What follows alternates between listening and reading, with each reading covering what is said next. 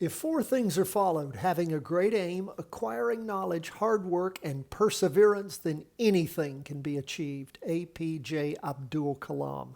My friends, each and every day you will be developing that great aim, acquiring the knowledge, working hard, and persevering 10 to 15 minutes a day. That's all we ask. Follow your favorite stocks, ETFs, practice trade all you can.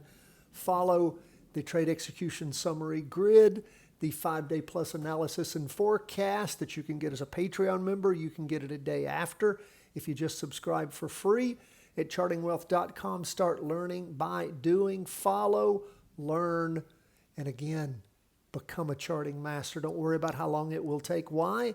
Because once you become an expert in the charts, you'll make up for all the time you ever spent. Let's look at these charts today. Everything is down except gold, and I'm excited about gold. We'll get to that in just a minute. Now, the S&P 500, even though it is technically down, it's 0.03%, so it's pretty much flat.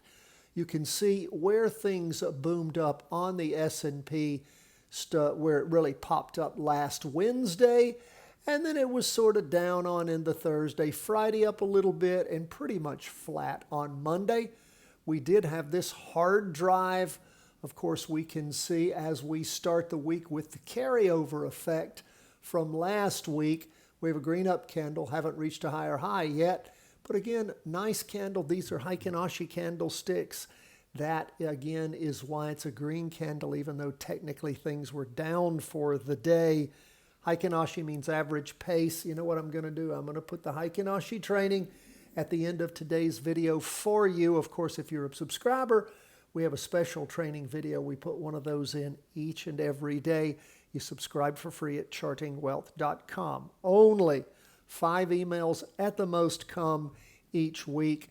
We do not trouble you. We do not sell or spam that list. That is our proprietary list, and it's there just for the folks that subscribe. So, where are we? Well, we have, of course, the trend continuing. We shall see if the S&P is going to keep gathering, or has it topped out and going to get pulled down? Is something crazy going to happen in the Middle East or somewhere else that could cause a problem? Right now, though, after all this up movement, looks like the market's taking a bit of a breather, maybe digesting the prior gains, and hopefully it'll start up again. Let's see, that's for the S&P. The NASDAQ 100, the tech stocks in the U.S., they are down a little bit, 0.30%. Same kind of thing. You see where they rammed up until Wednesday morning and then dropped off Wednesday, Thursday, and then Friday and today, again, trying to maybe gain. In fact, we can see where things popped up in the morning. It looks like on these Heikin Ashi candlesticks, and then blew off that energy in the afternoon. You can see not a lot of volume. The last time we had average volume was Friday morning, and then it dropped below that all the way back to, I guess we were above average volume back on Tuesday morning. So things did ram up, but the volume has backed off some. So we'll keep an eye on things. We didn't manage to hit average volume last week. The week before, where we had the interim low, was average volume. So we'll continue to keep an eye on things. I can tell you that the percentages are in the high 80s the mid 80s on the NASDAQ, the mid 70s, high 70s on the S&P 500 for continued up moves. Backtest accuracy on the S&P is also decent.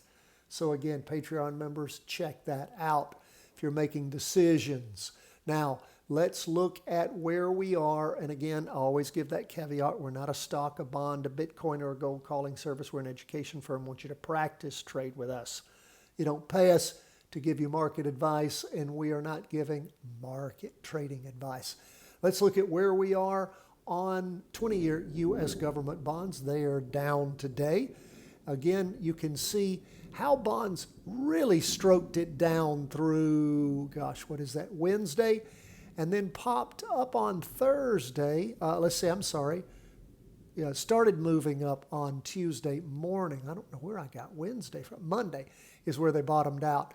That is last week. And then on Wednesday afternoon, they got right up on the trend line, and look how it's just slid back down it. We've not hit the low of 2 weeks ago. A lot of volume last week, didn't hit the low either. But again, we're continuing stair-stepping down. So that's good to see.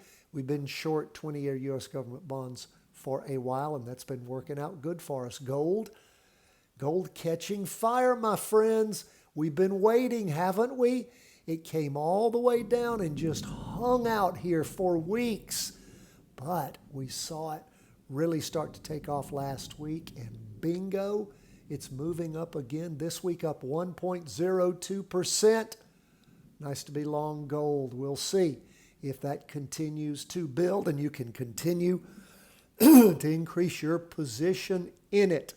Lastly, we'll take a look at Bitcoin, which is pulling back, not going along with gold, but pulling back 1.42%. Bitcoin struggling still, hanging out somewhere around this bottom, this support level that we've come up with. It did drop through it for a while and then moved up above it and has sort of stayed there. So we'll keep an eye on Bitcoin. Maybe it'll start catching fire like gold. That is where we are as we end the day on Monday. Thanks so much for being with us. Can't wait for Tuesday the 11th and a new trading day. God bless, my friends. All the best from the whole team at Charting Wealth.